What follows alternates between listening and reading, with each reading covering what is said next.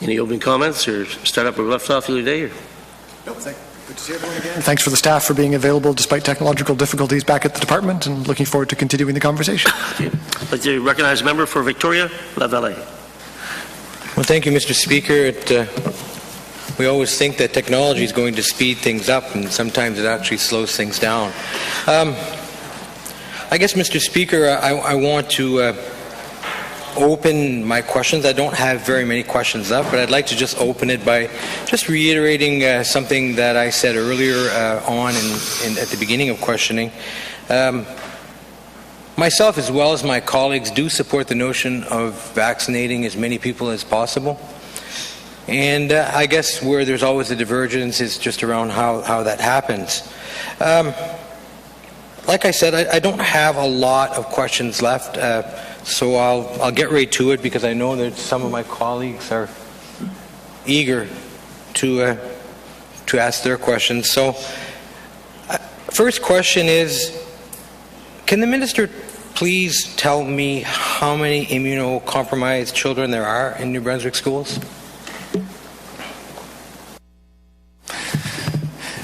Through the chair to the honourable member, not at this point. No, I can't. As we've discussed at length the other day, there is I've actually got a note from a parliamentary procedure guy that I'm allowed to sit during committee hearings.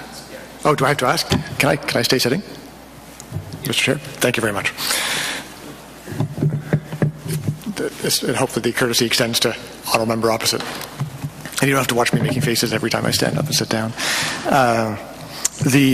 We are still waiting for information back from 2 of the districts, so we can't give complete answers until that point. Also, one of the reasons behind this bill, in terms of the discussions around getting the vaccine records up to date, rather not this bill, is. And I'm also getting staff also saying that it's personal health information, so we can't share that. But one of the issues with the structure of our current exemption system is that there's a single exemption for religious, philosophical, or medical reasons. And so many people with the shortage of difficulty accessing doctors and so on often just send a letter saying, I choose not to have my child vaccinated. So it's another reason for making sure we can have additional information so that in the event of a pandemic such as the one we're going through now, or something, God forbid, that would be more dangerous for young people, that you could more accurately find out who those folks were within, of course, the guidelines of the privacy protections that are important for all of us. Hope that answers the honourable member's question as much as I'm able to, given the limits of the law and the information I have. Since my back is okay, I'll stand when I ask my questions. No, actually, it doesn't answer my question. I wasn't asking for names and addresses and phone numbers of immunocompromised. I was just trying to get an idea how many. So, I mean, even if the minister could give me a ballpark, I mean, is it 10? Is it 500? Is it 1,200? There's got to be at least some kind of ballpark figure there. Again, we do not have information from 2 districts, so any answer I would give, even if I had access to the data, would be incomplete. I can tell you that a large number, in the range of a couple of dozen individuals, have reached out to me personally saying that they've been unable to...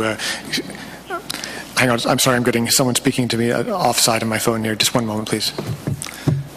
Sorry, Lisa, I'm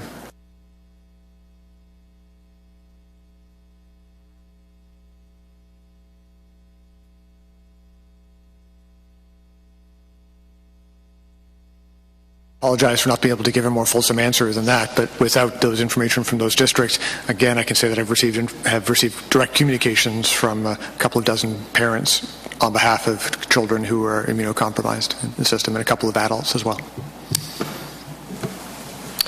Yeah, it would really throw me off if I was hearing voices in my head when I was speaking. Dr. Teresa Tam, Chief Medical Officer of Health for Canada, says forcing immunization is divisive, and she feels that a strong education effort is preferable. In response to questions from Law Amendments Committee members last August, our own Dr. Russell spoke repeatedly about insufficient data and information gaps on vaccination rates and records among school children. Dr. Russell made clear in her testimony that since 1982, New Brunswick has had a mandatory vaccination system in place for school children in the province.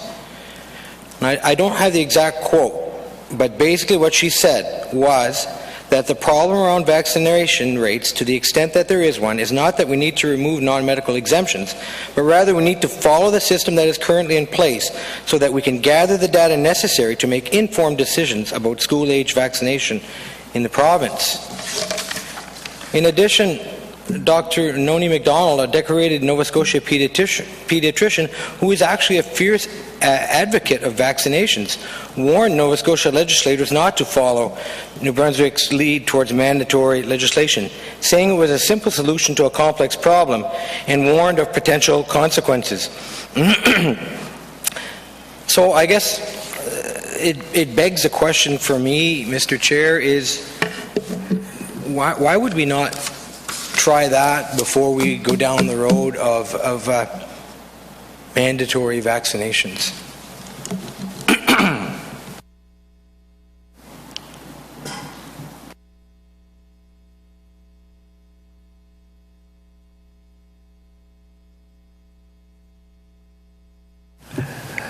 Mr. Chair, through you to the member opposite. So these are two separate, linked but separate issues. First off, if you want to contrast medical expertise around mandatory vaccinations, the Canadian Pediatrics Association, I believe is the full title, medical associations across the country have spoken out in favor of mandatory vaccines for school children and the removal of non-medical exemptions. Of course, it's always important to say, like as you accurately point out, we do have mandatory vaccines in the province.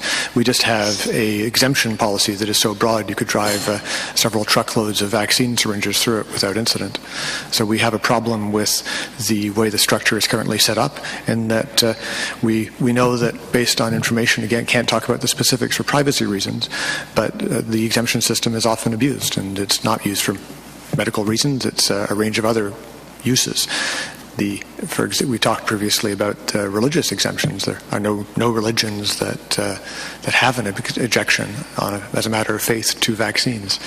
So, absolutely. There are folks in public health who have perspectives on this. There are other folks in public health who fully support the position I've taken, and you've also, of course, have heard from their voices as well, and they've been quite prominent in public in speaking in favor of this bill, as have a very large percentage of New Brunswickers been asked in reliable opinion polls, as opposed to, unfortunately, the Facebook noise that tends to dominate too many discussions like this. So when we're looking at the current system that we have in place in the province for collecting the data in the school system, as we talked about last week, this is going on in parallel and is not connected to this bill. That was already in place, and looking forward to linking the complete vaccine records that we will have now that we're getting the COVID-19 emergency, at least at this point, under control, and hopefully soon public health will be able to return to assisting the department in verifying the records that we did collect, because the ball's in their park at this point, which is, again, absolutely no criticism of them. They've had their hands full handling the pandemic, and we understand why they pulled their staff off verifying school records when the school system itself was closed, and we had the awful events of the last few months to deal with. So we will have those records up to date, and those will tie in with the Chief Medical Officer's, her office's plans to announce or to introduce the vaccine registry, which will apply for all New Brunswickers, which I think will be a great benefit. But these are separate problems, because this bill exists to make sure that we're protected and have a barrier of science against a wall of misinformation and distortion that has led this bill to become divisive, absolutely. And I think that one of the lessons we've learned over the last 5 years, one I think has really been brought to light in recent weeks with the response to the killings of members of minority communities in Canada and the US, is that if we let divisive issues go unresponded to for too long, then the forces of hate and extremism become louder and become dominant if they go unchallenged. And I view it as our role as legislators to stand up in defense of a regime that has put us in an excellent place in the world. Incredibly long lives, living relatively healthily, and a life of again, a health and comfort that our ancestors couldn't really imagine. And that's a life that's been brought to us in part by the scientific system that we operate under, the rule of law for our politics and the rule of evidence for science. It's done us well. Vaccines are an incredibly important part of that. We have honourable members in this House who've had family members who've suffered from the absence of vaccines, and we have a world right now suffering from the absence of a single vaccine. So I think the evidence for vaccines is overwhelming, the need is great, and this bill is not about updating records in the Department of Education. It's standing up against the thousands and thousands of howling trolls who bombard our emails daily with accusations of conspiracy, of murder, of taking checks and bribery and corruption from Big Pharma and Bill Gates or whatever other silliness they happen to be getting into. But we have to recognize that those forces are growing stronger all the time. And if you look at our own intelligence agencies and those of our allies around the world, they talk about this as being a real issue. And it's one of the reasons, if you want to cite medical authorities, the World Health Organization has cited anti-vaccination movements as being a global threat to public health in the same list as COVID-19. So I think that speaks for itself. Thank you.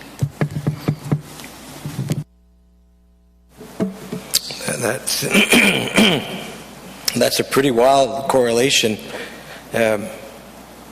Joining vaccinations to racism, I'm still trying to wrap my head around why you would even join the two. And my question was actually, does the minister see any value in an education program around vaccinations? I have no idea where he went with that, but I guess the question is, does the minister see any value whatsoever in an education program around vaccinations?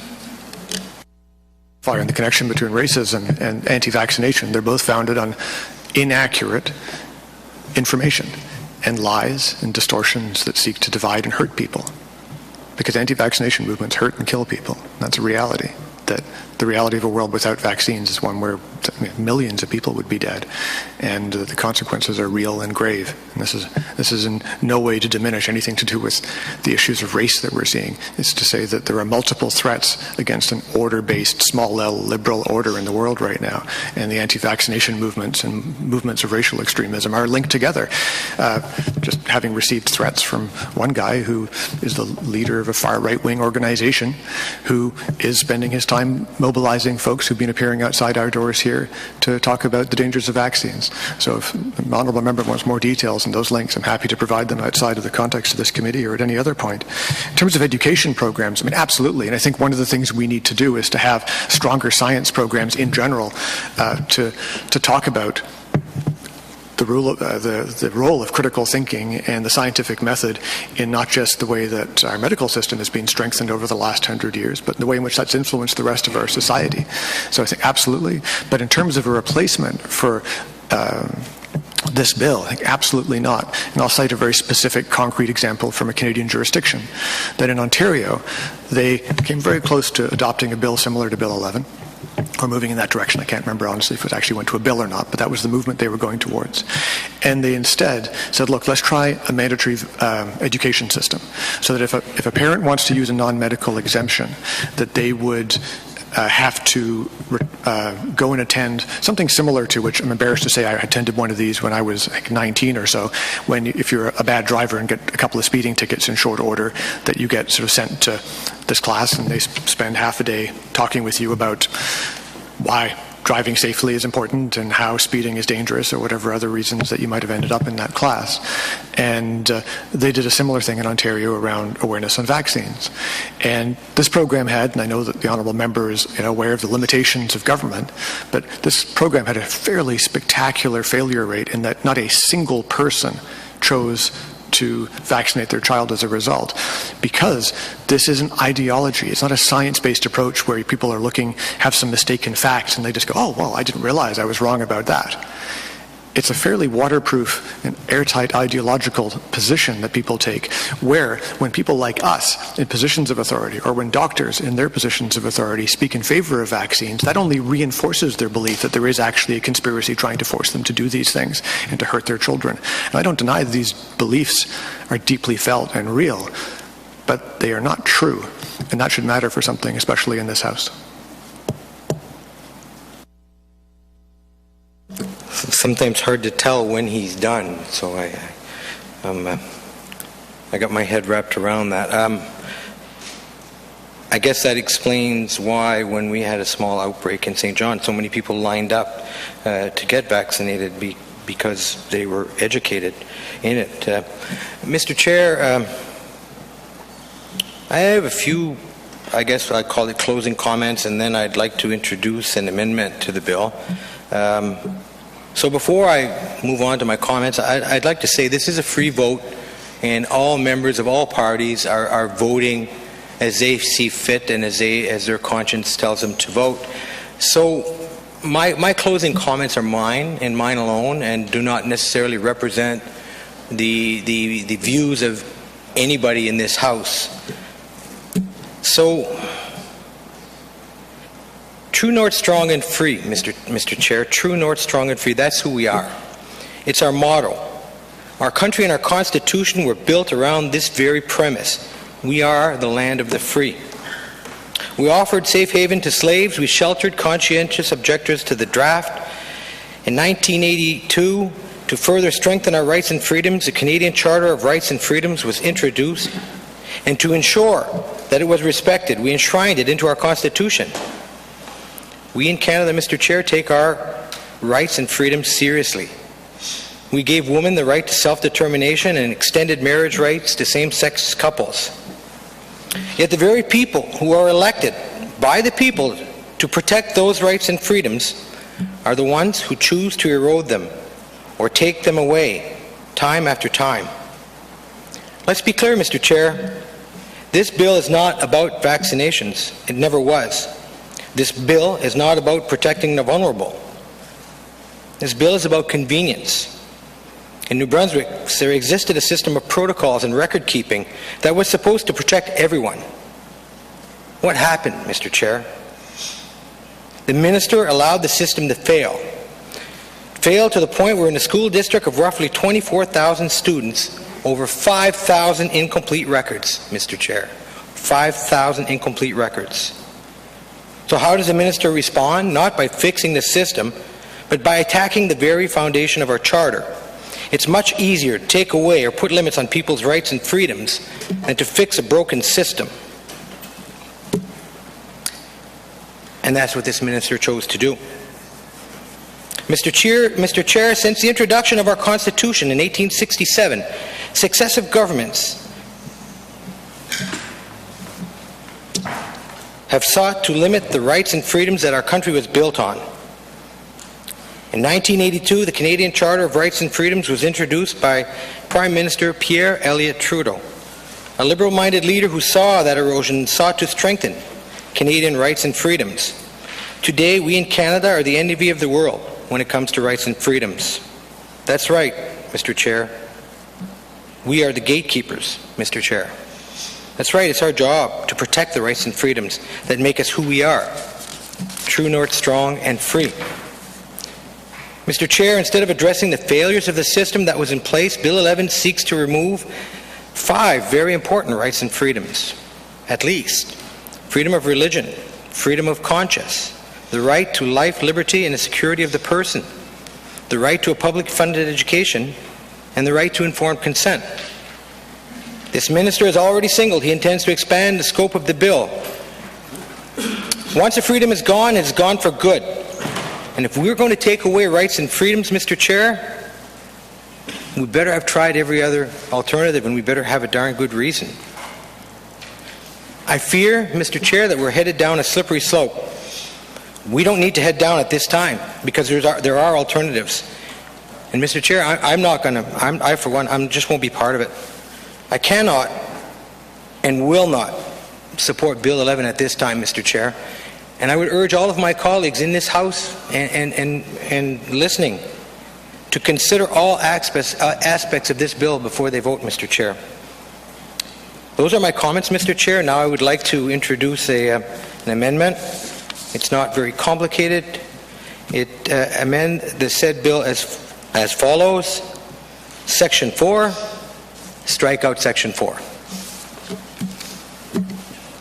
Thank you, Mr. Chair.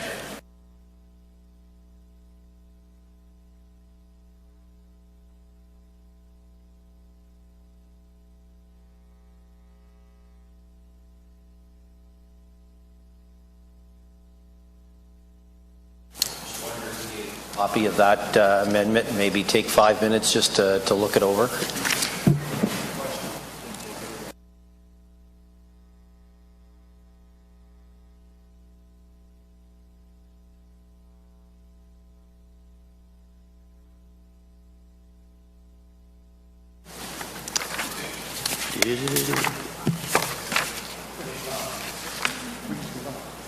Is it a pleasure?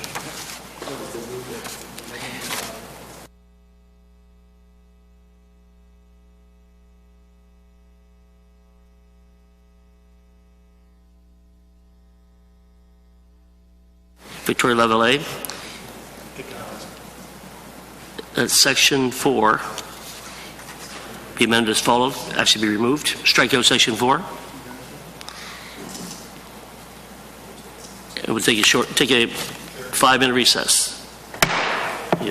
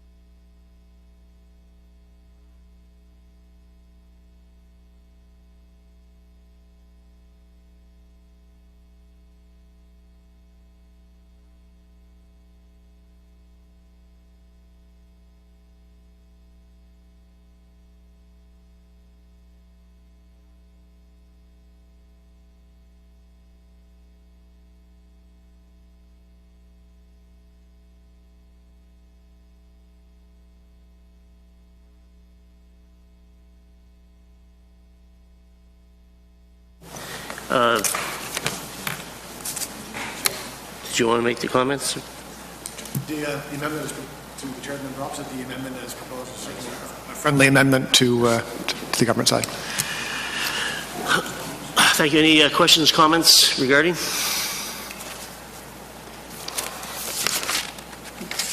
Seeing none. Is it the pleasure of the committee to adopt the amendment? All those in favor, please say yea. Yea. All those opposed, please say nay. In my opinion, the ayes have it.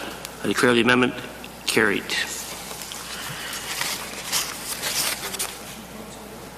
Any other questions or comments, concerns?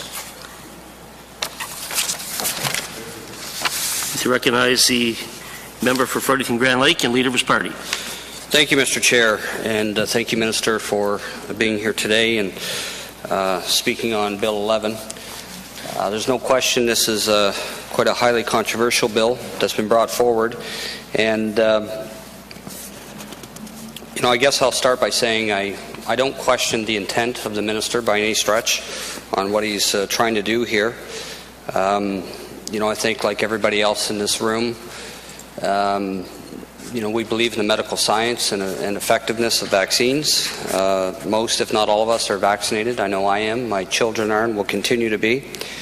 But like many others in this room as well, we do have very serious concerns with the overreach of government and where it stops. And I guess at the very heart of my issue is the need for such a bill, especially when we have so many incomplete files. So I represent the riding of Fredericton Grand Lake, and I took some time to tour the schools in my riding. And I can tell you that the schools that I went to, the Gibson Neal, Minto Elementary Middle School, Minto High School, Chipman High, Chipman Elementary, I just inquired about, obviously how things were at the school and some general questions, and I kind of to prod a little bit about the need for Bill 11 in terms of vaccination for children. And I requested how many exemption forms had been filled out. And the number that I was able to come up with in my request to the schools throughout the riding was less than half a dozen. And we're talking hundreds, of students going to all these schools and less than half a dozen. Of course, there was no privacy breach. We didn't ask for any names or anything like that. It was just a ballpark figure from school to school, how many exemption forms have been filled out.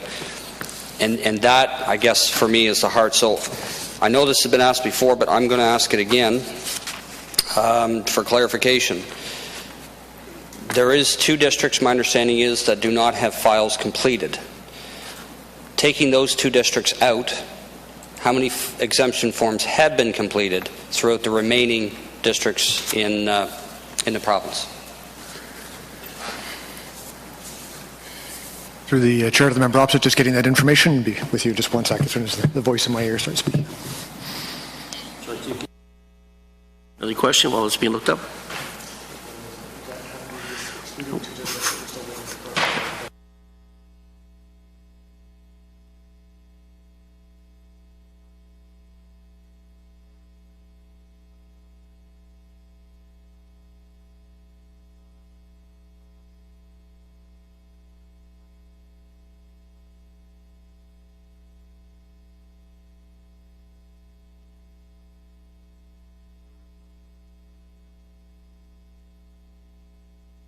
Chair of the member opposite, or member alongside, 1,311 currently, excluding the 2 districts. So that's approximately 1% of the total population of the school, student population of the whole province, including the districts that have yet to report any data at all. So, but I want to reiterate for ceding the floor again, because the honourable member from the official opposition and from the honourable member who's currently asking questions have asked questions around this data. And I'm not sure how many times I have to repeat this. This bill is not about that.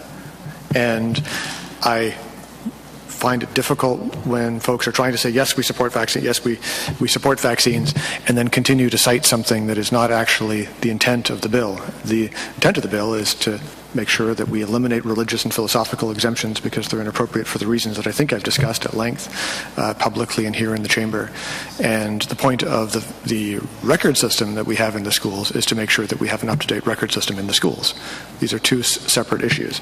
So, honourable members, it is difficult to hide behind a claim that you are supporting a vaccine system if you continually refer to something that is literally not the subject of this bill.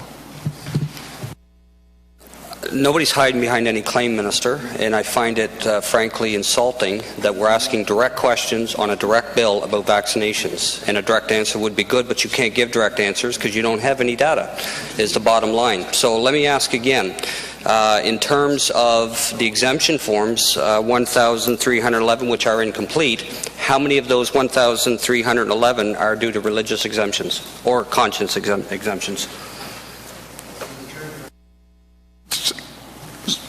Sorry.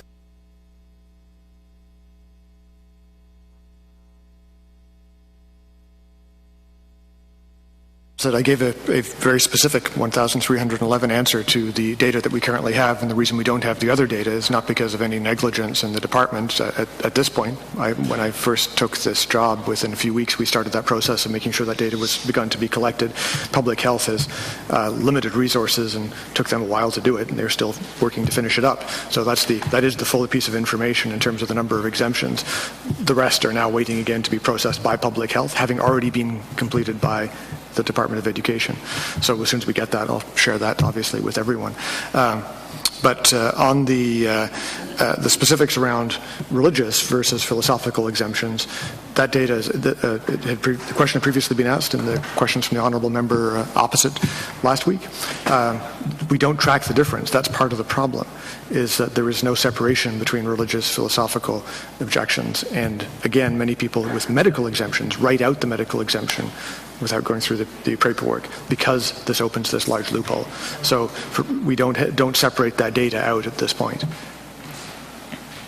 Well, I would say that's problematic because that's important. I would think to know, what are we looking at here? If we're staring down a health crisis in our school system in terms of vaccinations, I think we could be having a different conversation. But based on the data that I'm seeing here, and the fact that it's incomplete, and the fact that we don't even know how many are because of people's conscience or religious reasons don't want to have their kids vaccinated, or medical, we don't even know the difference. It could be 1,300 of those are medical. Maybe only 11 are due to religious, philosophical reasons. Should we be putting a bill, cramming it down people's throat for 11, for 10, for 50, for 100? I mean, where do we draw the line? So I think the data is important. And you had mentioned, Minister, that that this is not the reason for the bill, but I'm quite certain that originally when the bill was presented, that was used in terms of the need for the bill. So I'm just wondering what has changed between the original presentation of the bill and where we're at today in terms of that data not being relevant, according to you. And the reason that we collect medical records is on one side, and that's an important part of, it's just a public safety issue, a public health issue, of course. The reality around religious exemptions is that, as I've mentioned a few times, there are no religions that have religious objections to vaccines. There have been small communities influenced by anti-vaccination organizations from religious communities. I'd use an example of the Hasidic Jewish community in New York City, and there was a couple of communities there where you had organized groups go in, convince folks in those communities that there was an effort to target them because of their religion, and you had local religious leaders taking that position. But there are no faith groups of any size or level of recognition who are opposed to vaccines. So that's just a statement of fact around the reality of that particular issue. So on the religious side, that's not really the concern. It's around the philosophical objections, which I recognize are there, but again, I would argue are not sufficient to allow for the continuation of that exemption, given the actual harm caused to vaccine to immunocompromised children across our system, of which we know there are numbers. Several of them appeared and gave testimony last summer at the committee hearings and have made their views public in various forms. So you asked about the changes. Well, this is the second iteration of this bill, but from the outset, having had a concern over the rise of anti-vaccination movements for a number of years, when I came into this job, I asked the department about where we were with the vaccine system and found out that we had this somewhat odd system of not differentiating, completely agree with you on that it's odd, between religious and philosophical objections that had tended then to bleed into folks being able to use that to get medical exemptions as well, because we've talked before about restrictions in our healthcare system that folks rather than going to a doctor, would just say, well, I don't want my child to be vaccinated, and that would be sufficient, which I think is unfortunate. But there's been no change. Shortly after this government came to power, there was a measles outbreak which attracted attention around the issue of vaccines. But the discussions around this bill had begun, I believe, in November of 2018 with myself and my staff, my political staff in that office. And so nothing has changed. It's just that since then we've seen a number of examples of why bills like this are important. People with incomplete vaccinations. In Italy, when they introduced a mandatory vaccine law, a lot of people came out and said that, well, once we found out this was mandatory, the government took it seriously, we went and made sure we got our shots done. And every time these issues turn up, they tend to drive up the number of people who actually get their shots, because most people support mandatory vaccinations and support the vaccine system.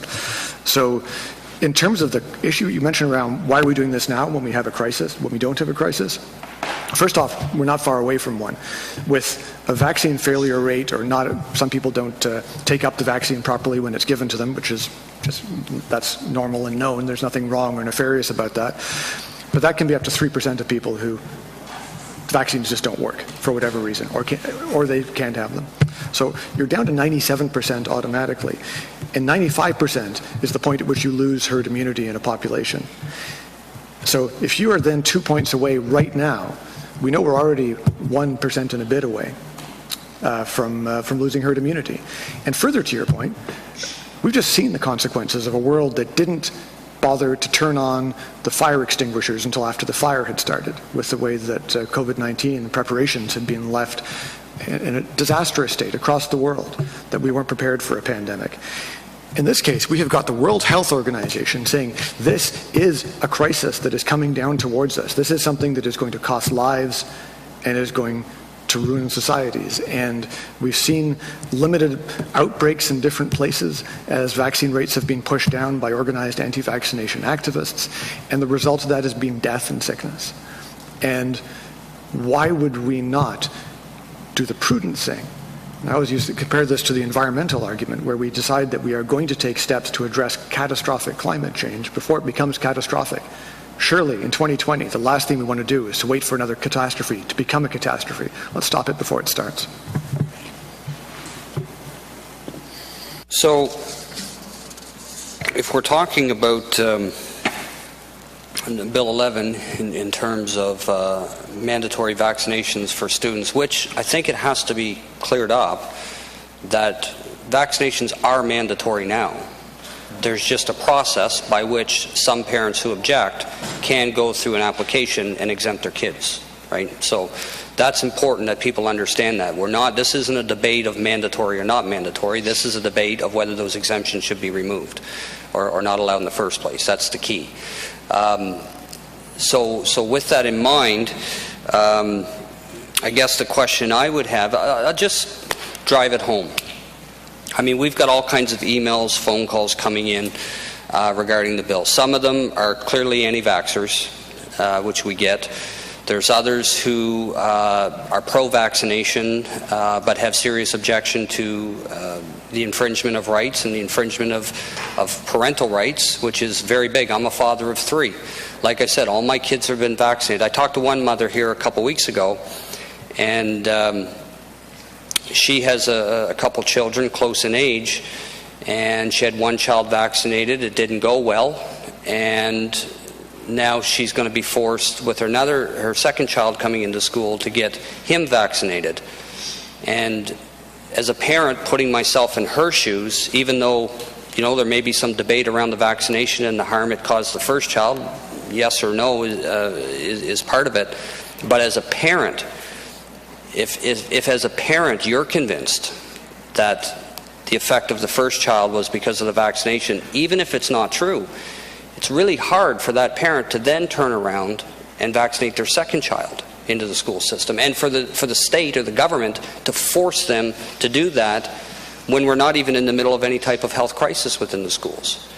I can understand that. I can understand that. So I guess my question is, for the parents out there that are like that lady, that for similar reasons, maybe it's misinformation, maybe it's their own conscience objecting, whatever it is, but they choose not to vaccinate their children, where does that leave them if this bill passes?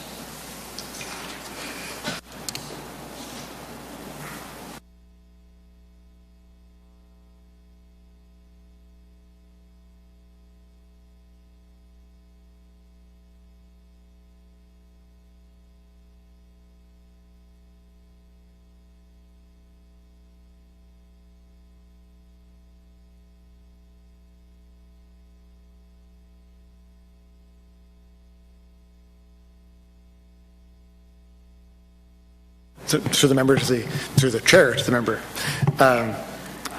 First, I mean, we certainly have received thousands and thousands of emails. It's one of the reasons this issue has become contentious. And one of the first things that folks who write emails to legislatures are encouraged to do, and you can go to any one of the anti-vaccination sites or the many pro-vaccination sites that talk about how to identify an anti-vaccination campaign, is that people will say, well, I fully support vaccines. I've got vaccinated because, of course, we mostly got vaccinated when we were kids and didn't have any say in the matter ourselves because our parents made that choice. And it was also nearly a universally accepted idea up until quite recently. So just caution against saying that a lot of the folks who've written in talking about how they are in fact strongly supportive of the vaccine system, if you do even a little bit of digging, which I've certainly had my staff do to try and go back through a lot of the folks who write in, they are members of active anti-vaccination organizations which recognize that the best way to gain support is by saying, well, of course we're not questioning vaccines, because that wouldn't make any sense. Again, the WHO has been pretty consistent in talking about this, and encourage members who are interested in the file to look at what the WHO has said about the dangers of the anti-vaccine movement, because I cannot agree with the honourable member that this is not an issue. We've seen rising numbers of anti-vaccination organizations. We've seen them here outside the legislature. The fact of those groups' existence and presence is evidence of the reason why we need this bill. Because when you talk about parents, it is one of the things that I find most reprehensible about these organizations is that they take in some cases traumatic experiences of parents who've experienced injury or death for their kids for any number of different reasons, and they say, oh, well, again, I can offer you an easy answer to why this has happened, and they say it's vaccines. And there's no evidence for it in nearly all cases.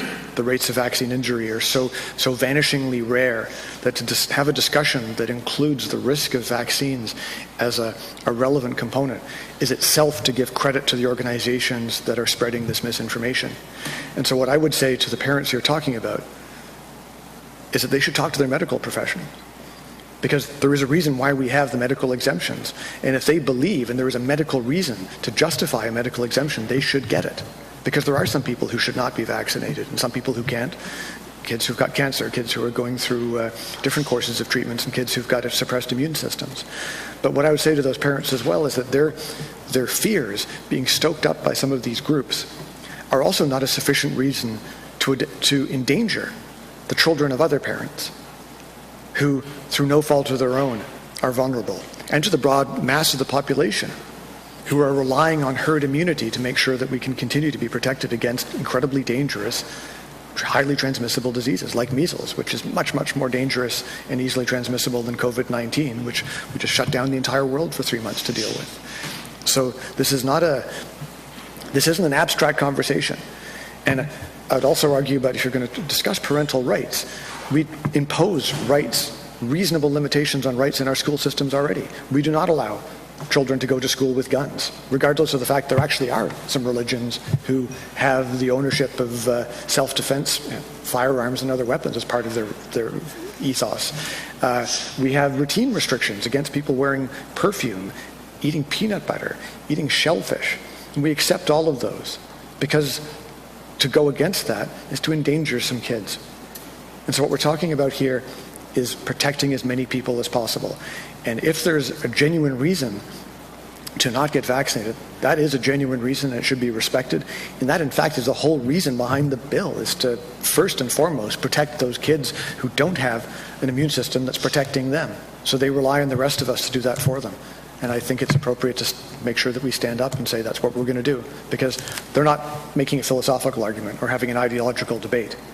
They're sick, their immune systems don't work, and if they're exposed to someone with one of those diseases that we can easily prevent, they can get sicker and die. And I'm not willing to do that on my watch. Okay, so with the kids, or the parents, I should say, that this bill passes and the parents still refuse to vaccinate their kids, any backup plan for them?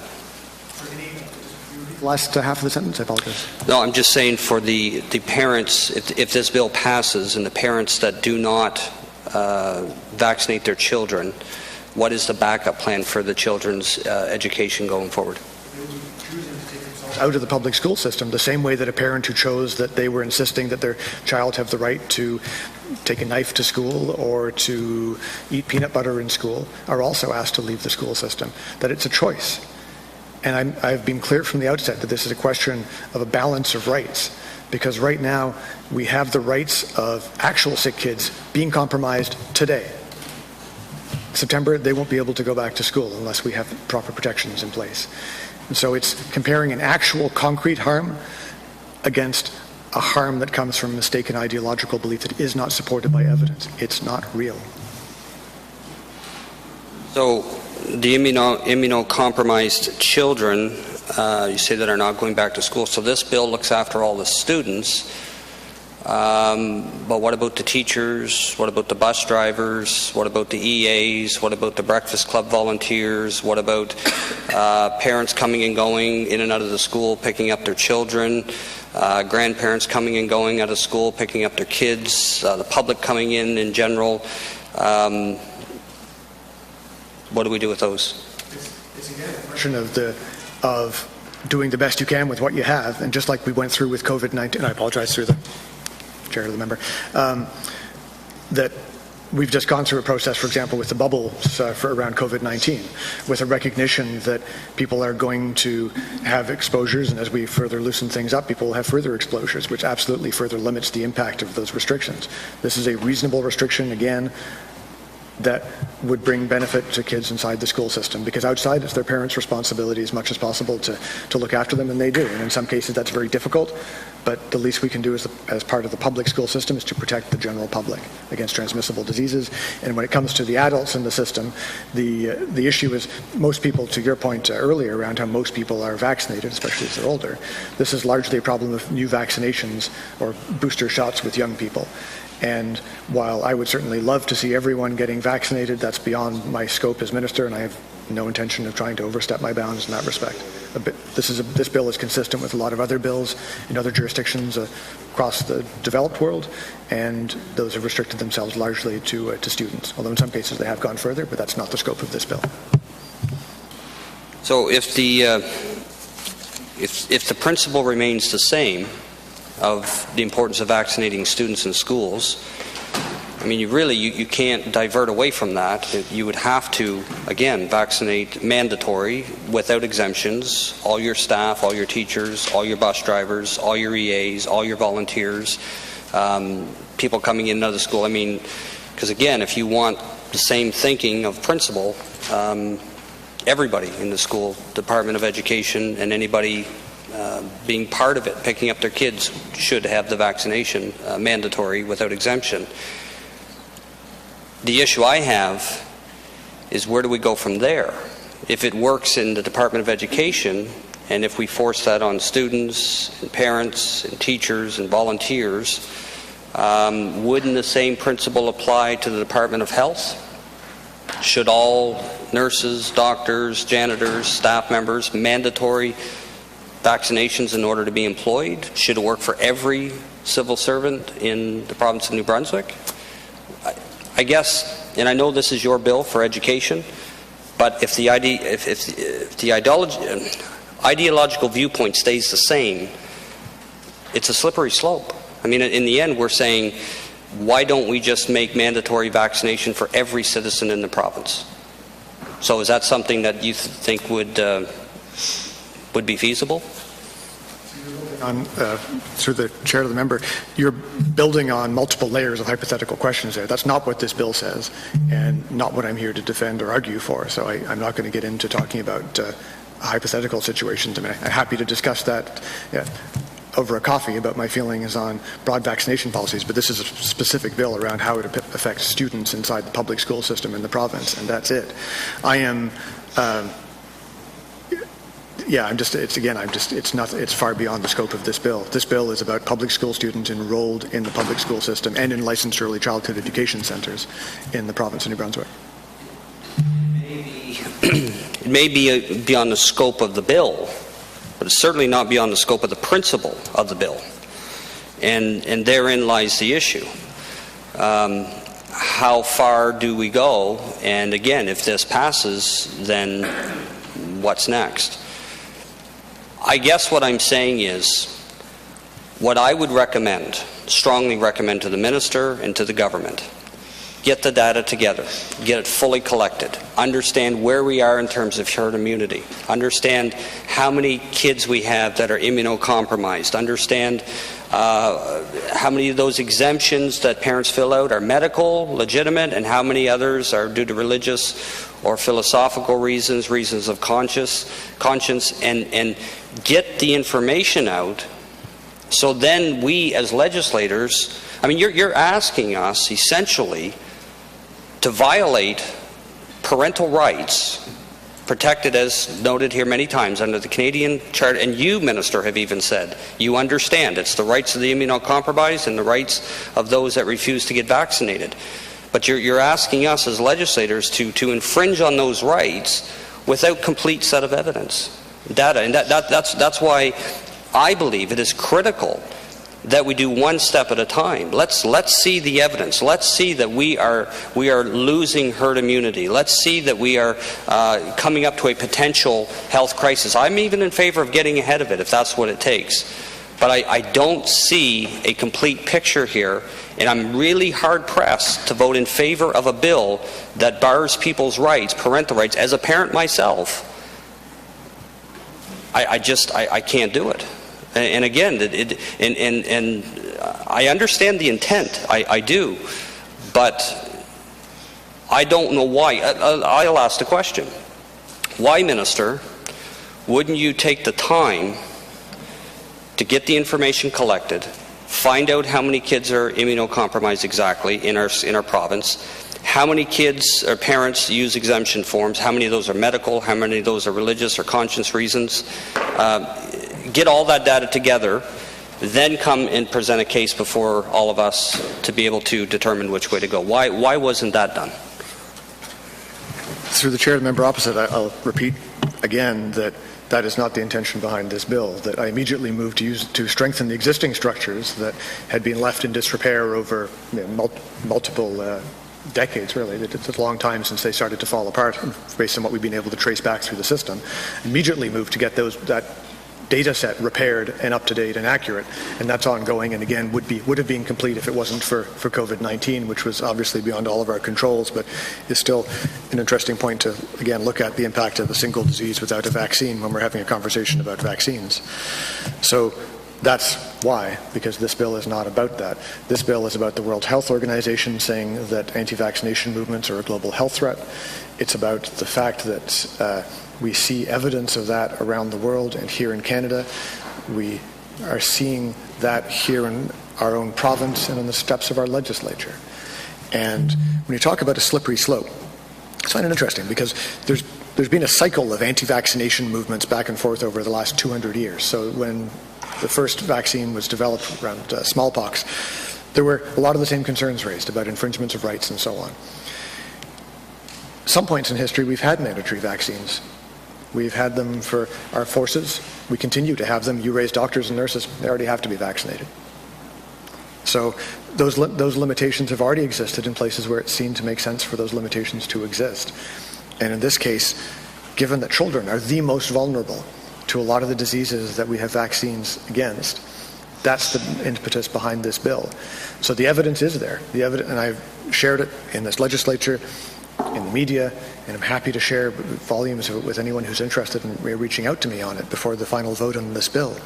But the evidence is clear that mandatory vaccination bills, and I appreciate your precision there around how the fact we already do have the vaccine mandate, it's just we do have an incredibly broad exemption where you can literally just write no want vaccine, and that would be a sufficient reason for the department to accept that there's no qualifications attached to how those vaccines are put, the vaccine exemptions are formulated. So that is the problem here. Is we've seen that this is a tool that works in countries that have introduced mandates and removed the philosophical objections. We've seen rates of immunization go up by some cases over 3%, and that will protect some of those children. Because again, you talk about violating parental rights. What about the rights of the children who are sick today?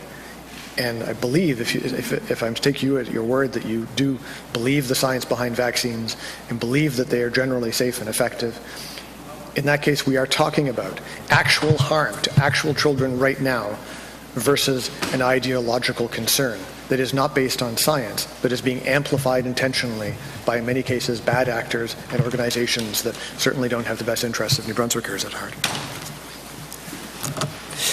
So, just so people that may be watching this or the public at large can understand, can you explain, Minister, how vaccination program works now? My mom's generation would go to school. When they were at school, they got their vaccination, they went home. How does it work now? Do kids, is there any vaccination programs in the schools now? Do parents have to sign off to allow their kids to get vaccinated? Can you just kind of break down exactly how it works now? And through the chair, thanks to the member for that question. Just to make sure I'm being clear that just the vaccination process as it applies to kids in the public school system, not the broader. Okay. Just give me 1 minute because I'll make sure I get the stats for you.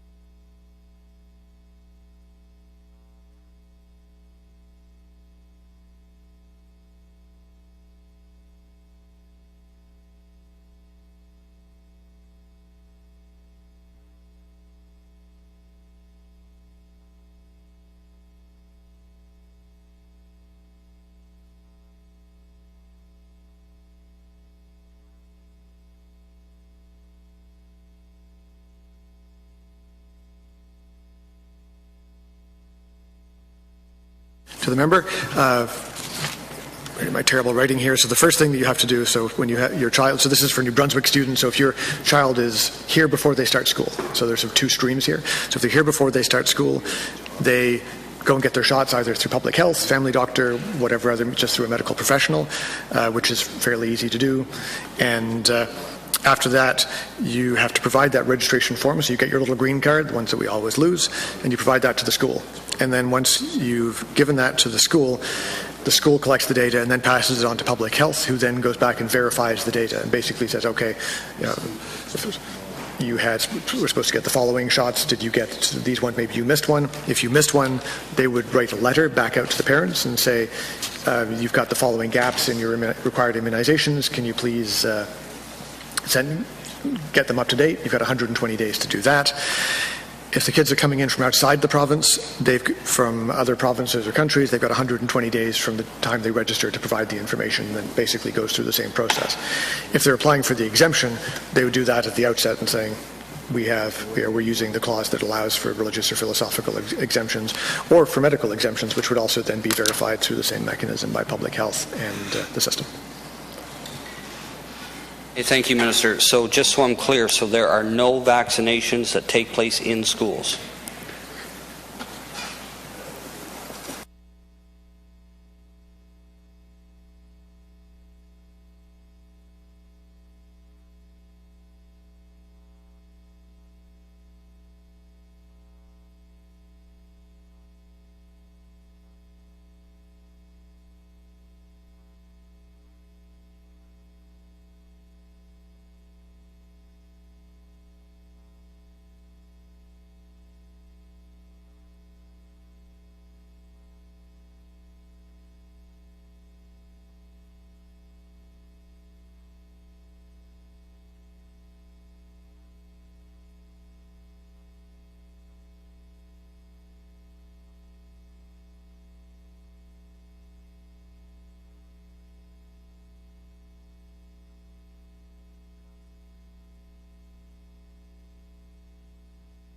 Through the chair to the member, there are clinics in the schools of grades 7 and 9, but they are not for the mandatory shots.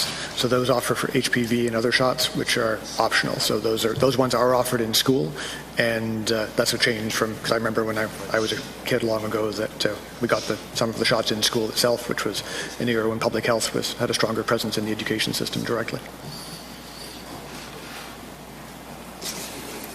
Yeah, I knew the answer to that because my son is right in that, well, he was in that age range. He's growing much quicker than I think he should, but it's all part of being a parent. So then there are certain vaccines that are given in schools, and I don't remember as a parent in that time signing any form or anything, to allow him to have those vaccinations. Are those forms in existence? Are they required, or can they just vaccinate the students without any signed parental consent? The member opposite, so I can get the detailed answer there, but those vaccines are not part of the scope of this bill, so happy to provide the information, but they're not part of the scope of this bill because they are not mandated vaccines. But I'll get you the details on the process in 1 second here. These aren't part of the bill, but the bill doesn't specify which vaccines are going to be mandatory. But I should rephrase that. My understanding is it allows for the Executive Council or Public Health to expand that as well. So you could increase vaccinations mandatory in what's currently in the bill. Is that correct? That is, through the chair of the member, that's correct, but that applies to absolutely anything that the legislature is sovereign within the limits of. You could have something that was introduced and then challenged in court, but this bill is this bill. That hypothetical other bills that would introduce mandatory other vaccines, it's not. That's not. I can't really speak to hypothetical things. Yes, a future government could do all sorts of things. A future government could decide to abolish all vaccines, make all vaccines mandatory. This government is working to make sure that public school kids and those in licensed early childhood education centres have the list of vaccines that, to your point earlier, are already mandated, and simply to remove the philosophical objection. But I'm happy to get the answer on the question about the forms if you're still interested.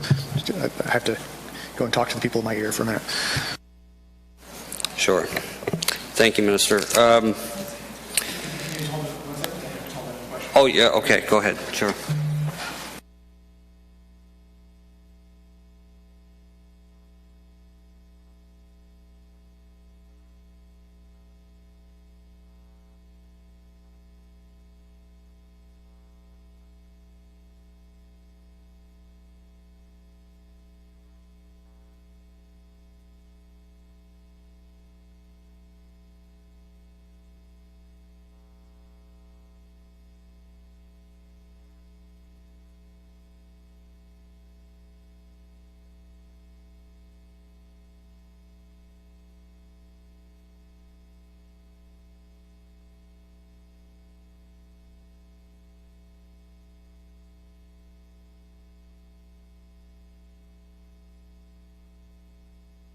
So it's a public health program again, so it's but happy to, we do have the information on it. And so what would happen is you would get, the students are given a letter to bring home, and it has to be signed.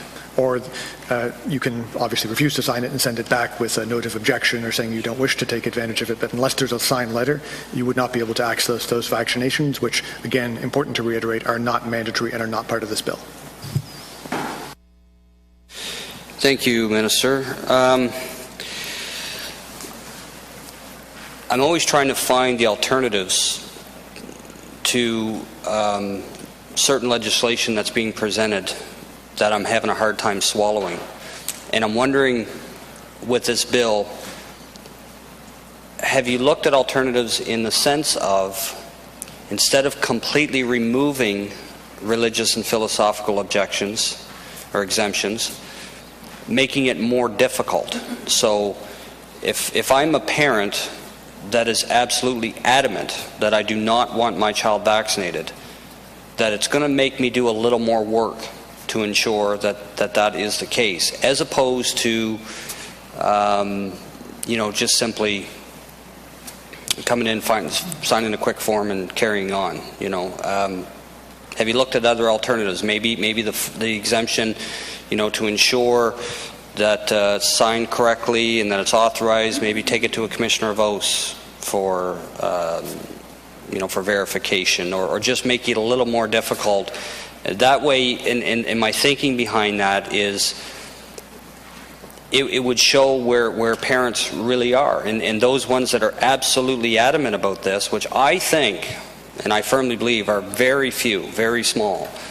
But is there a way to make the system a little more difficult, that they would have to go through a little more of a rigorous process to be able to get that religious or philosophical exemption?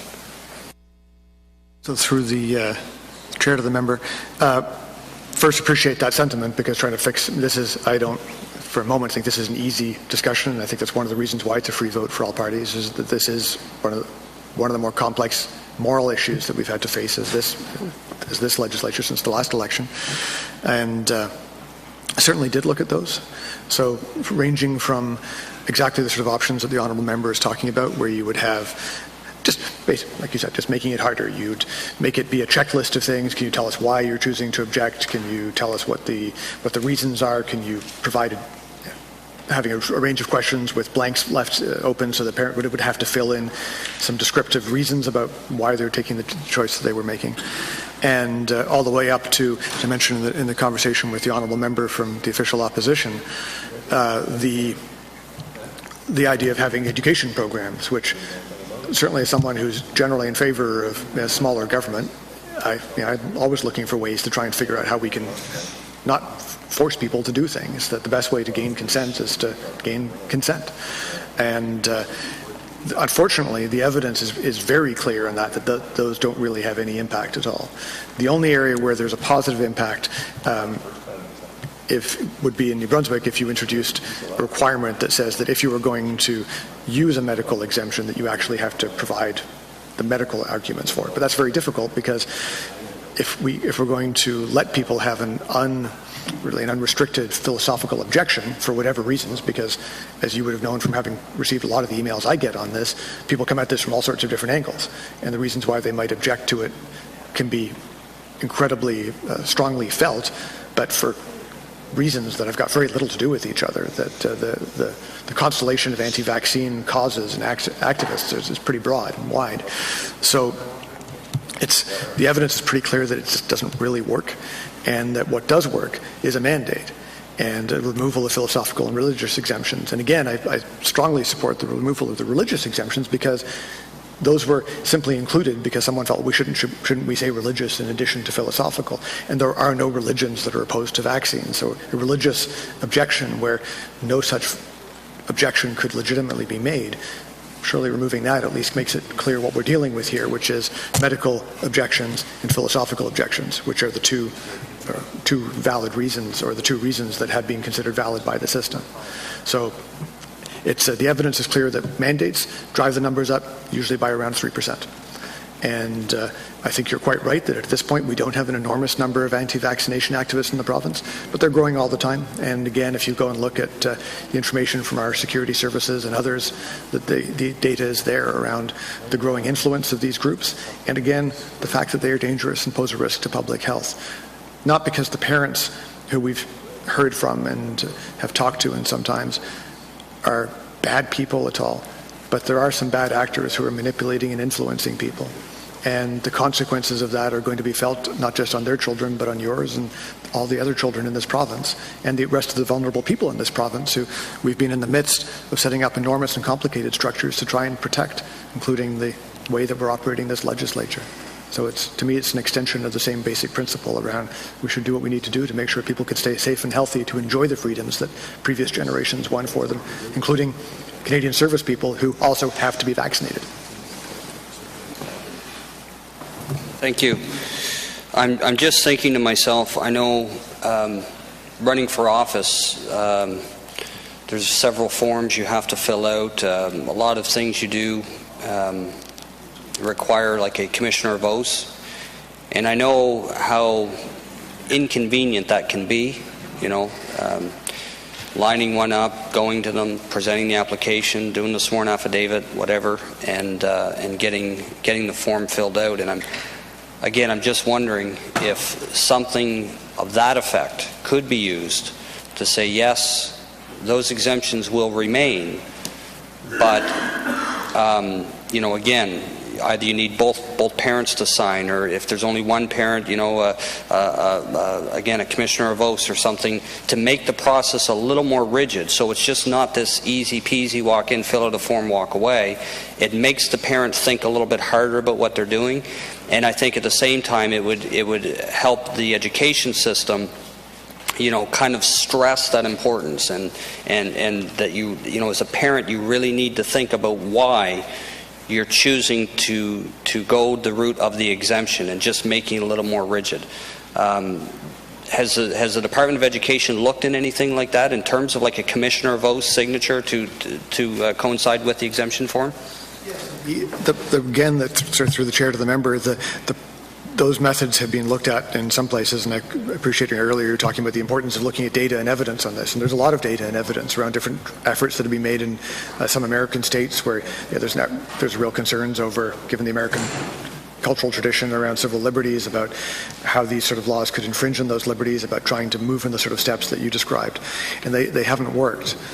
And what they've tended to do actually is to produce the opposite effect, that they reinforce anti-vaccination sentiment, which is the only reason why I support a full mandate, is because anything up to but not including a mandate generally results in an increase in both anti-vaccination sentiment and levels of organization. That's been shown fairly consistently, and I think I used the example. I apologize if you heard this from me today. If you did, just nod and I'll be quiet. But the example from Ontario, where they set up an education system and it had a 0% success rate, where the parents had to go in and talk to someone about, I believe from public health, about why vaccines were important for their kids. So these are people who had used the philosophical exemption available in Ontario, and not a single parent changed their mind as a result. And what it did instead was fuel another wave of angry online sentiment, where this was seen as being, look, it's the Stasi. They're dragging us in now. It's Big Brother dragging us in, trying to brainwash us to hurt our kids. So it's unfortunately, some modern conspiracy movements, which during the course of the last couple of months have in many cases come together around a whole range of odd subjects, but definitely including anti-vaccine sentiment, is they're largely immune to outside pressure or evidence or a reality-based approach to argument, because the position isn't supportable on any of those grounds. So I don't take this stuff lightly, but it's really the reason why the option was presented as it was in this bill, is because that is the only mechanism that's been shown to have consistently positive effects when it's been used in other jurisdictions. So if the commitment to evidence-based decision-making is there, that was the evidence that was used. So I can only say that. Thank you, Minister. Any other province in Canada have a bill like this? So through the chair to the member, not at this point. There's one being discussed in Nova Scotia, and we're certainly. Now, of course, I've got someone calling me on the other line while I'm listening to the team on the phone. That it's being looked at with interest what we're going through here in New Brunswick and other provinces, because other provinces have larger and faster growing anti-vaccination movements. And so some of the discussions with other colleagues across the country, I know there's keen interest in seeing where we land on this, because there's a fear that we're about to see institutions such as the vaccine system being substantially eroded over, I think in the end, a rather artificial discussion over rights, given that we are talking about actual rights of actual kids for actual reasons being infringed upon right now. This isn't theoretical or ideological for them. Thank you, Minister, for those answers. Again, I certainly don't take this bill lightly. I haven't when it was first introduced originally, and I certainly don't now. I've heard a lot. I remember when the bill first came out in its original form last fall, all the emails, we were just bombarded with emails. And as I started going through them, you see the vast majority of them are from California, Ontario, Wisconsin, everybody but, very, very few New Brunswickers at that time. But I have seen a shift, and I've seen more emails coming in, even from my own constituency, which I hadn't heard anything until about the last several months about this bill and the people in my riding. And I've heard from all kinds. I've heard from some that, you're right, have that anti-vax sentiment. But I hear from a lot that are kind of in my frame of mind where they are vaccinated to support the science of it, but they just feel like it's just too much of government overreach. And I worry that, and I've even worried with COVID-19 and some of the things that, when I sat on the cabinet, and some of the decisions that were made were tough decisions, because you're really restricting people's rights in certain areas. And, in extraordinary times, sometimes you can bend a little bit for a limited, temporary, momentary time. But I'm very much the type of person that believes in limited government and limited overreach of government. And that's why I'm really struggling with this bill, albeit understanding the intent of it. So again, Minister, I appreciate you answering my questions, and that's all I have, Mr. Chair. Thank you. I recognize a member for Fredericton South and Leader of his party. Thank you, Mr. Chair. I appreciate that. I want to start with a question around consultation with the regional medical officers of health. I'm not quite sure how they line up with the school districts, but I assume there's a distinct regional medical officer of health that coincides more or less with each of the school districts. So I'm wondering if the minister has met with the respective regional medical officers of health to discuss the issue of vaccination rates in schools. To the member opposite, thank you for the question. My staff are having some trouble hearing what anyone is saying, so I'm just going to repeat your question back to them for part of it, and I can answer part of it. Was team on the other end.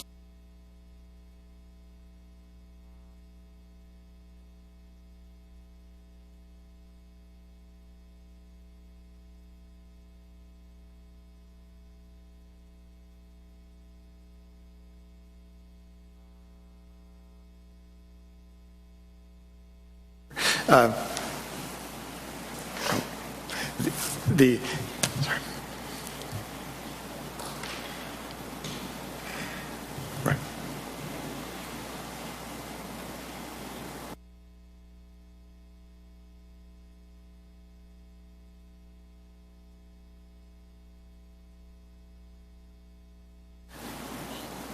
Perfect, thanks. Yeah.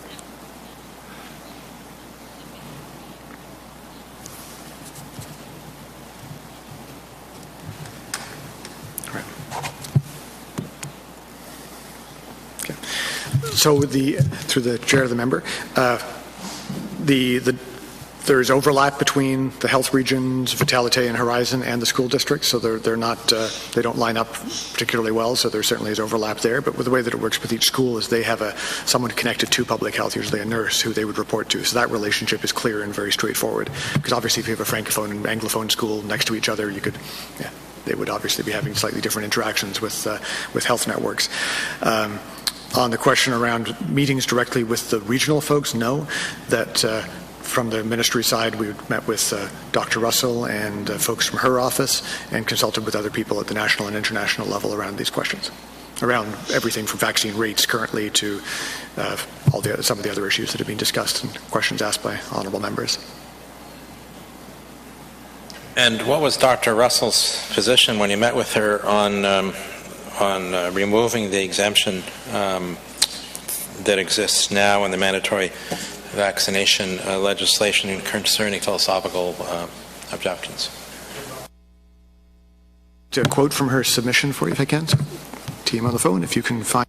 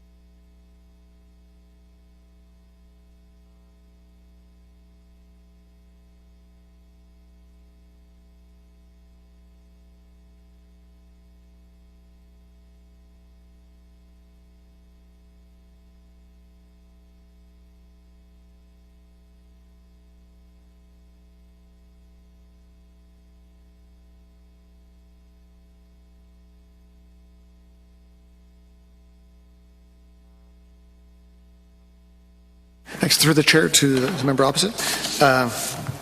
So first off, I mean, as the chief medical officer, she made it fairly clear she wasn't going to take a position on a political bill in front of the House, but she gave background context I think is useful. Also, my staff pointed out that they have regular and continue to have regular meetings with public health at all sorts of different levels, including Dr. Russell, but the folks down at the regional level and nurses and things as well. So there's a lot of constant communication back and forth there, which makes sense given the need for those two systems to work together to get the vaccine records system up and running. And so she'd highlighted again something which I think it's important to highlight her work on this and her office's work in getting the vaccine registration system set up for the province, which will help with making sure that the concerns about records that have been raised by several honourable members would be dealt with.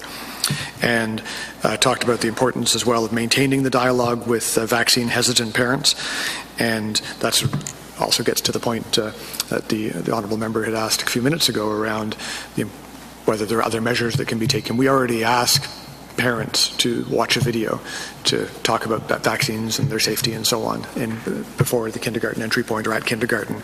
So that's something that's already part of the system. So that education absolutely is, I think, can be strengthened, because I think we need to strengthen that sort of education across a whole range of public health issues for all sorts of reasons that I think the honourable member and I would not have any disagreements on.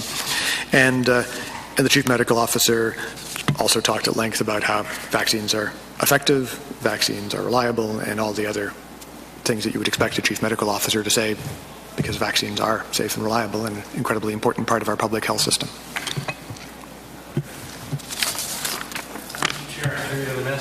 The thing that has struck me odd from the beginning of this is that, so I was raised by a public health nurse, and I think she did a reasonable good job, a little rough around the edges sometime, but And I grew up to develop quite deep respect for the public health system and those who toil in it to work to protect the overall public health. And so it strikes me as odd in a way that we haven't had the Chief Medical Officer of Health out there sort of publicly supporting the bill, or the Minister of Health for that matter. And you say, you just, through the chair, the Minister said that it was because this is a political bill as opposed to a public health bill. Would that, am I putting words in his mouth, or would he agree with that? Chair, to the member opposite, the Minister of Health co-signed the legislation, so he's fully in support of it and has been a strong ally in all of my discussions around this over the last many months on the subject. So that's often when you're coming up with a bill, you have one person who's the public spokesperson on it, and he's certainly got lots of other files on his plate, and I've appreciated his support within government on this bill. And with Dr. Russell, again, you'd have to ask her. I can't surmise on her reasons, but she did not speak against it, and that's all I can really say on that. I'm not. You'd have to ask her the reasons. But. So, from a public health perspective, if you sort of look at public health broadly, as practitioners do, one of the consequences of this bill would be that the children of the whatever the small number of anti-vaxxers are out there would be out of the school system, and they're going to be educated how? Through the chair to the member opposite, the same way that the children of actually sick kids are being educated today, which is outside of the school system, because that's an actual harm that's being done today to actual children in our province who can't go to public school because there is the absence of a bill like this. So it was one of the two motivations for this came from looking to protect those children, and then also to make sure that the province was standing against the tide of misinformed populism that, in this particular case, expressed through the anti-vaccination movement, risks public health for all of us. So that was they would do. So that would be the consequences, that they would be outside of the public school system.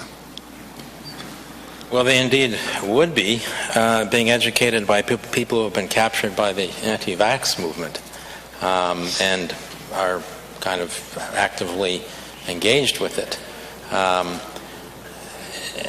There's lots of people who are being manipulated by it, which is unfortunate and worrisome. That's for sure. Lots of people today are very risk averse, all kinds of risks. And nothing is absolutely safe. Nothing is absolutely. I mean, is the risk acceptable? I guess is the issue, and public health officials all over the place argue that, of course, vaccines pose an acceptable risk because the risks of harm are minuscule compared to the benefits.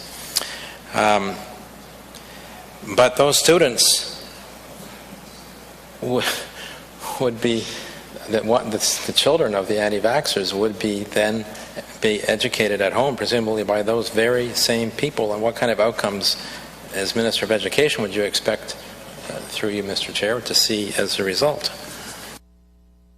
I mean, again, today we already have the ability for parents in New Brunswick to take their kids out of the public school system if they so wish, and again, I can't speak to how those parents would educate their children, but a couple of the honourable members have raised issues around parental rights, and my concern here is around making sure that the children are protected, that we have actual children who are sick, who can't go to school, and who want to go to school, and who can't because we haven't set up a system that allows that to happen. And those, again, I'm sure some of them have written to you as they've written to me. So it's absolutely, I can't speculate on what that home education experience would look like for those kids of anti-vaxxing parents. I think it would be unfortunate, but they do have that choice in a free society. We just have to decide what limits are reasonable in the public system in terms of what limits we're willing to set. And I think in this case, the arguments are clear again for protecting vulnerable kids and for overall protection of the province as a whole. You said something I think needs perhaps some precision. You've said that to the degree that it's understood, we've maintained herd immunity in the province, and the percentage is different for different infectious diseases. Of course, you quoted one at 95%, and that although you were concerned we were getting close to that. So at the same time, you're saying there are parents keeping their children home because why? If herd immunity is in place so far, then why would those parents be keeping their children home? I can speak to parents who communicated with me who said that it is because there are open and acknowledged anti-vaxxing families in their classrooms. So the parents have made it clear the kids aren't vaccinated. The kids, I'm assuming, talk about how they have not gotten vaccinated because their parents' objections to vaccines. So there's a known risk that has been identified. So I'm assuming that the parents who write to me about that are a smaller percentage of the overall number. Again, I can't get into citing those specifics because of all the issues around privacy and the fact that I don't have those remaining 2 district data to give you the sort of full picture across the province. But that would certainly be with the parents who've been in touch, who specifically raised these issues. That has been their expressed concern, is that they know they are dealing with people who are not vaccinated in the environment their child would have to be in if they were attending school. So there's a question of their rights being infringed and the rights of anti-vaxxing parents and their kids being protected. And I think given that it's a horrible choice, because the consequences, I totally agree with you. I mean, who knows what horrors people's heads are being filled with if they're being forced to stay at home. But at the same time, we have kids who want to be in the public school system, who've done nothing wrong. And I think you share my belief that we should be protecting the vulnerable in our society in addition to protecting our broader community. And I think that's the intent of the bill. And I believe, based on evidence from other places where this similar legislation has been enacted, it has had that effect. Okay. So, of course, with respect to children, if you look at the United Nations Charter of Rights of the Child, there's a right to education. And for those children who would find themselves out of the school system as a result of this exemption being removed, then they've lost that right, which is obviously problematic. I don't have any particular aversion to the tool of removing this exemption if it's necessary for public health purposes, which is why I firmly believe that should be a decision of the medical officer, of the health minister, on the advice of the medical officer of health. And so we're talking about evidence, and there's lots of work that's been done to look at how you increase vaccination rates and what works and what doesn't work. I noticed the other day the Minister of Health in BC was saying they're not focusing on a very small group of people who don't want to be immunized, or don't want their children to be immunized, but focus on getting the largest group who want to be immunized actually immunized, because the public health folks certainly I've talked to have been more concerned about the children whose immunizations aren't up to date and they got missed or whatever because parents are busy. And it's not because they're adverse to having their children immunized, but they're just consumed with life. So I understand that motivation to ensure that the largest proportion of people who want their children to be immunized, ensure that they get their children immunized as a real focus. So I would move an amendment to the bill, Mr. Chair, as follows. Amending Section 1, subsection 1, striking out subparagraph B.2,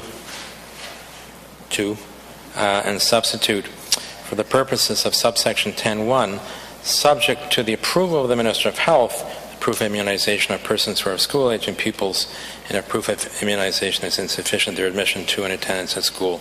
And so that would ensure that decisions made at any time in the future around utilizing the tool of removing these exemptions would be motivated from a public health perspective if herd immunity drops to the point where there's a public health risk. So that's my motion.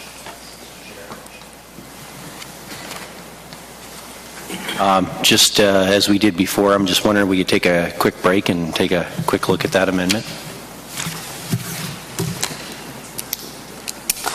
First, thank you. This is moved by the member from Fredericton South, Leader's Party. The section 1, subsection 1, section 1, paragraph 1, strike out subparagraph B2, 2, and substitute.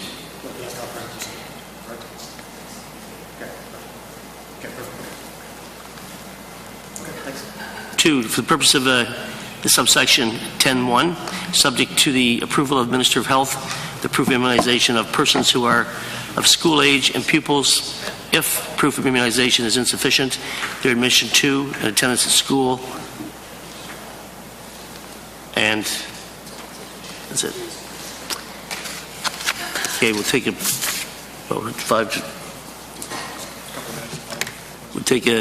3-minute break. Yep.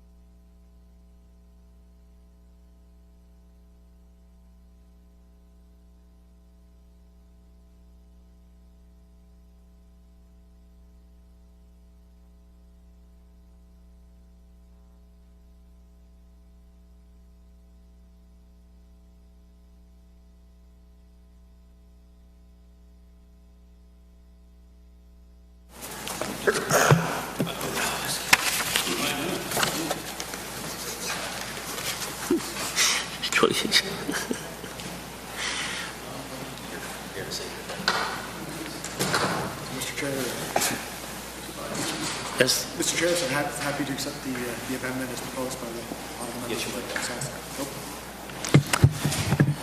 Chair, happy to accept the amendment as proposed by the Honourable Member from Fredericton South. Any further questions or comments? Mr. Chair, I think that what this amendment does is actually gives all of the discretion to the Minister of Health, and I'm not sure that that's actually where it should reside. I think maybe there's other health professionals that should have that discretionary power. So I'm not comfortable certainly with this amendment and do not support it. And I'm sure that I speak for my colleagues when I say so. Any other comments, questions? Yes. It would provide authority to the Minister of Health, who is the Minister of Health, and so it seems to me quite appropriate on a matter of public health dealing with immunization that this section should be subject to, as the amendment proposes, the approval of the Minister of Health, who of course will take advice from his health professionals or her health professionals. If I don't think Ted Fleming's, well, I shouldn't say the name, but the current Minister of Health is going to be there for forever. There will be future ministers of health as well, expect. So it really does bring the expertise of health into this bill by requiring the approval of the Minister of Health. Thank you. Any further questions, comments?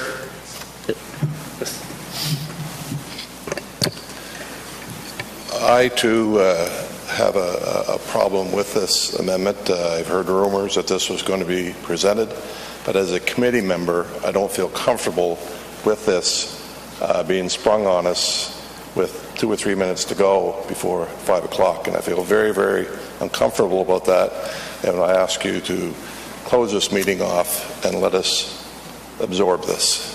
Okay.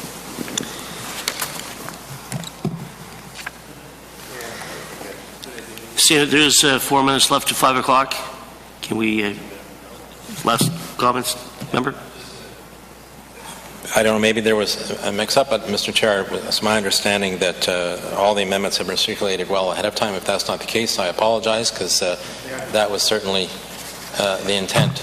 And so that's all I can say. I apologize, and I'm happy to take a delay. Member of Sussex, Funny St. Martin's. As a committee member, this is the first time I've seen this or heard anything about it, so that's why I feel very, very uncomfortable about this being sprung on me at the last minute. Did you have a comment? Oh, if I could as well. Member. Yeah, I have to echo my colleague's sentiment here too. It's the first time hearing of it. Yes. Perhaps given that if we're going to be wrapping up in a couple of minutes, and I know that the honourable member from Fredericton South had a couple of other amendments that had been shared, I thought, fairly widely, but if they can be shared, then we can resume with everyone being on the same page when we come back tomorrow.